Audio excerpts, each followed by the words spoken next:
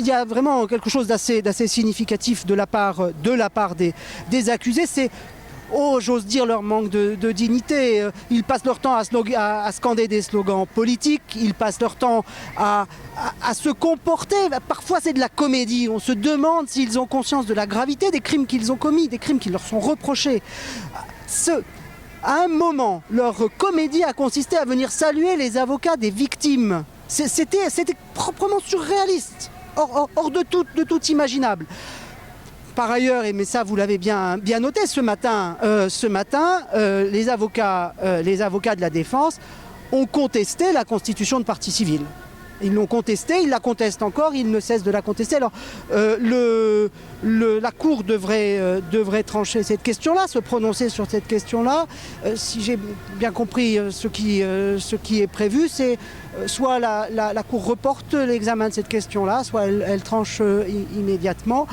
C'est une question qui est récurrente.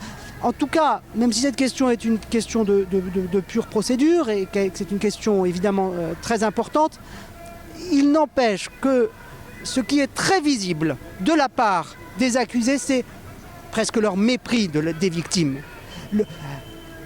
On conteste la constitution de partie civile alors que l'on se drape dans la défense des droits de l'homme. C'est déjà inconsistant, c'est un peu incohérent, c'est assez incohérent. Mais au-delà de ça, les accusés ne veulent pas voir en face leurs victimes. Je pense que fondamentalement, ils les méprisent.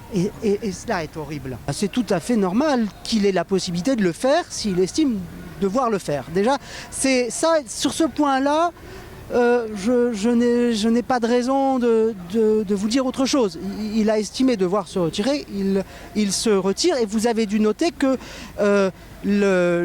son client l'a remercié du travail accompli et de la qualité de ses relations avec ses autres avocats. Donc on ne peut pas dire que ce soit une violation des droits de la défense, parce que ce n'est pas de cet ordre. Au contraire, c'est dans la logique des droits de la défense. Ne pensez-vous pas que les avocats des accusés ont parfois usé et provoqué le président de la Cour ? Oui, évidemment. Il multiplie les incidents pour éviter d'entrer au fond de l'examen du dossier. C'est-à-dire un dossier qui est criminel. Ce n'est pas un dossier politique, c'est un dossier criminel. Il y a 11 morts, 74 blessés.